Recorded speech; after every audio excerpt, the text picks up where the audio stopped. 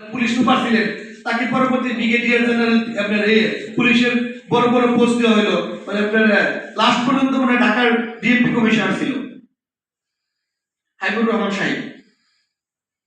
এবং ওই সময় যিনি ইউনো ছিল পরবর্তী তাকে সচিব করে তৈরি করে দেওয়া হলো। জি, এইভাবে রানা প্লাজার বিষয়গুলোতে যেই আপনার আপনার যারা কাজগুলো করছে ওই সময়, যারা যেসব যাদের নামে আমরা বলবো যারা এই হত্যাকাণ্ডের সাথে জড়িত, তারা আজকে বড় বড় ওই সময় আপনার বিগত সময়ে তারা বড় বড় অফিসার বা বড় বড় কর্মকর্তা ছিল।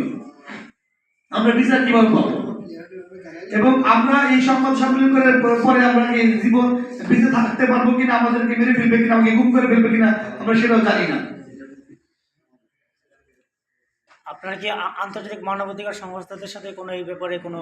আমরা অবশ্যই আন্তর্জাতিক সংস্থার কাছে আমরা এই বিষয়ে আমরা প্রতিকার চাই, এবং আমরা দেশ বিদেশের সকলের কাছে আমরা বিগত সরকারের সময় আমরা এই কথাগুলো বলতে পারিনি। আপনারা যে প্রশ্নগুলো করতেছেন লাশগুলোর কথাগুলো আমরা বলতে পারিনি, আপনাদের কাছে আমরা বলতে পারতেছি যে আমাদের লাশগুলো আমরা আজও পাইনি।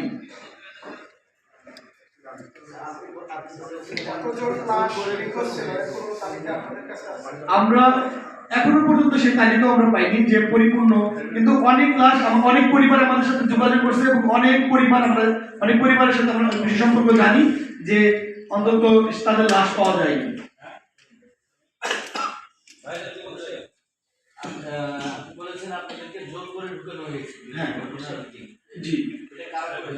ওই সময় গার্মেন্টস মালিক যারা ছিল এবং ওই সময় যিনি ভবন মালিক ছিল যুবলীগের প্রেসিডেন্ট যিনি ছিলেন, তো আপনার সাভার উপজেলার প্রেসিডেন্ট ছিলেন যুবলীগের, তাদের ছাত্রলীগ বাহিনী, পিটুয়া বাহিনী এবং গার্মেন্টস মালিক যে যিনি বাহিনী থাকে সেই মালিক, তারা আমাদেরকে ভবনে জোর করে ঢুকেছিল।